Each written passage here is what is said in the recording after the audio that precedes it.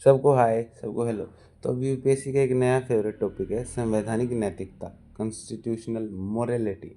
बार बार supreme court अपने judgements में बोलता है, कॉन्स्टिट्यूशनल मोरालिटी की बात करता है ऑनरेबल सुप्रीम कोर्ट की। कॉन्स्टिट्यूशनल मोरालिटी, संवैधानिक नैतिकता, संवैधान, तो ये है क्या? तो देखो दोस्तों, इस पे डॉक्टर अंबेडकर साहब ने ये टर्म उस टाइम कॉइन की थी। और इस पर वो क्या कहते हैं कि भारत एज एन देश एक लूजर्स का देश है, कि मतलब इतिहास भरा पड़ा है। कभी अब्दाली आगे मारता था, कभी अफगान आगे मारते थे, कभी तैमूर आगे मारते, कभी मुगल आगे मारते। जब सब ने पीट लिया दबा के, तो फिर ब्रिटिश ने आगे मारा। क्योंकि भारत की जो सोसाइटी है वो फंडामेंटली वीक है, समाज जो है कमज़ोर है, समाज जातियों में बटा पड़ा है। और जब तक इनका संगठित एक जाति दूसरी जाति से चलती है और भाईचारे की भावना है नहीं, एक जाति दूसरे को नीचे दिखाने की सोचती है। और कुछ जाति ऐसी हैं, तो एक देश के लिए जो सबसे बड़ी चीज़ है, देश के लिए क्या हुआ कि आपस में भाईचारे की फीलिंग। तो जाति ये भाईचारे की फीलिंग को रोका, फीलिंग ऑफ फ्रेटर्निटी को रोका। तो और दूसरी बात कि जब देश आज़ाद हुआ, तो देश आज़ाद होते सिर्फ कुछ लोगों के पास ज़मीन थी, एक बहुत बड़े वर्ग के पास ज़मीन थी नहीं। बड़े बड़े जो अंग्रेजों ने जमींदार इंट्रोड्यूस कराए थे, खाली उनके पास ज़मीन है नहीं। और उस टाइम खेती सबसे बड़ा माध्यम था। तो डॉक्टर अम्बेडकर साहब कहते हैं कि पॉलिटिकल डेमोक्रेसी तो आपने इंट्रोड्यूस कर दी संविधान के द्वारा, लोकतंत्र के द्वारा। पॉलिटिकल डेमोक्रेसी की एक वोट डालो अपनी सरकार चुनो, लेकिन सोशियो इकोनॉमिक डेमोक्रेसी मतलब सामाजिक और आर्थिक, जब तक लोगों में ज़मीन नहीं बटेगी, जब तक लोगों में समाज में भाईचारे की फीलिंग नहीं, जब तक ये नहीं आएगी, तो जब तक हमारा देश सस्टेन नहीं कर पाएगा। तो जो वो बात करें कॉन्स्टिट्यूशनल मोरालिटी की, कि हमें, और देशों में तो क्या था कि पहले क्रांति हुई, पहले यूरोप में क्रांति हुई, फ्रांस की क्रांति पड़ी होगी, अमेरिकी क्रांति पड़ी होगी आपने, है ना? वहाँ पे पहले क्रांति हुई, पहले वहाँ का समाज बदला, उसके बाद वहाँ पे संविधान है।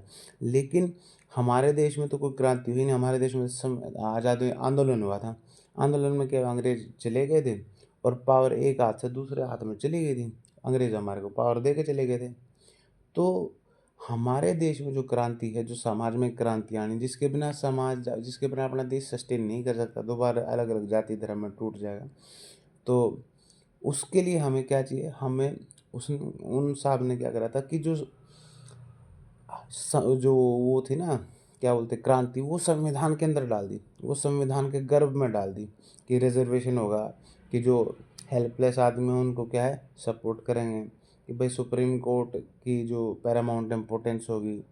अच्छा, ये जो नीति निर्देशक तत्व है जो कहते हैं कि भाई आर्थिक असमानता नहीं बढ़ेगी, कि मतलब अमीर अमीर होता जाए, गरीब और गरीब होता है, ऐसा नहीं होगा। संविधान में कहा कि स्टेट, राज्य ऐसे प्रयास करेगा कि जिससे आर्थिक असमानता कम हो। लोगों में जो है ये राशन बांटा जाता है, या फिर गरीब को पेंशन दी जाती है, या विधवा को पेंशन दी है, ये सब संविधान के प्रोविजंस हैं। तो वो साहब कह रहे थे कि हमें, क्योंकि संविधान में तो सबको भाई माने हैं, सब में इंडियन सिटीजन है, कोई जात पात है नहीं, सब भारतीय हैं। तो वो साहब कहे हैं हमें कॉन्स्टिट्यूशनल मोरालिटी फॉलो करनी पड़ी, जो संवैधानिक नैतिकता, जो संवैधानिक आदर्श है।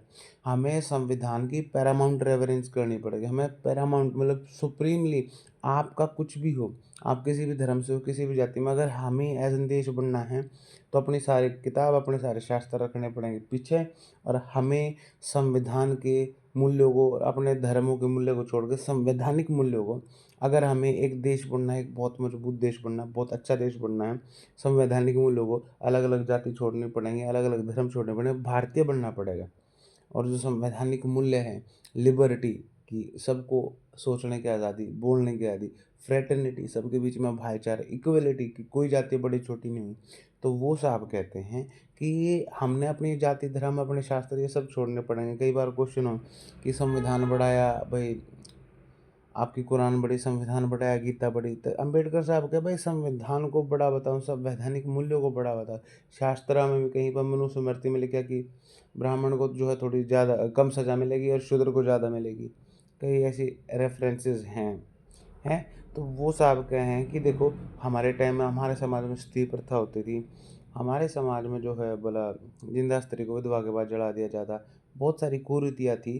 तो हमने हमारा समाज ट्रांसफॉर्म करने के, हमें एक देश मजबूत बनाने के, हमारा देश टिका रहे, हमें कॉन्स्टिट्यूशनल मोरालिटी को फॉलो करना पड़ेगा, जो कि ये आइडल्स है, सोशलिस्ट, सेक्युलर धर्मनिरपेक्षता, अगर धर्मनिरपेक्षता को नहीं मान्यता फिर देश बट जाएगा। अच्छा, रिपब्लिक, रिपब्लिक मतलब हम अपने चुने हुए लोगों को, जो प्रियम्बल में लिख रखे हैं रिपब्लिक, हम अपने लोगों को चुन के भेजेंगे, ना कि कोई ऐसा नहीं कि किसी का, जैसे आजकल पॉलिटिकल पार्टीज में होता है फलाने की पार्टी है उसका बेटा फिर पॉलिटिकल पार्टी लीडर उसका बेटा, ऐसा नहीं होना चाहिए। है, रिपब्लिक का मतलब है कि हर आदमी को अधिकार है देश की सर्वोच्च टॉप ऑफिस तक जाने का, प्रेसिडेंट प्राइम मिनिस्टर तक। डेमोक्रेटिक, तो वो साहब कहे हैं कि हमें जो अलग अलग जो धर्म है अलग अलग, ये तुम्हारे ठीक है बहुत सारी चीज़ें होंगी, लेकिन हमें एक पॉलिटिकल कंसेंसस चाहिएगा जो कि संवैधानिक डॉक्यूमेंट है। तो हो सके किसी के लिए कुत्ता बड़ी हो, किसी के लिए कुरान बड़ा हो, लेकिन जब हम आपस में डिस्कस करेंगे, अगर सब अपने अपने झंडे उठा लेंगे, देश बढ़ जाएगा। हमें संवैधानिक संवैधानिक नैतिकता को फॉलो करना पड़ेगा, उसी पे देश टिका है। यही है constitution morality. Thank you guys, meet अगले वीडियो में मिलेंगे।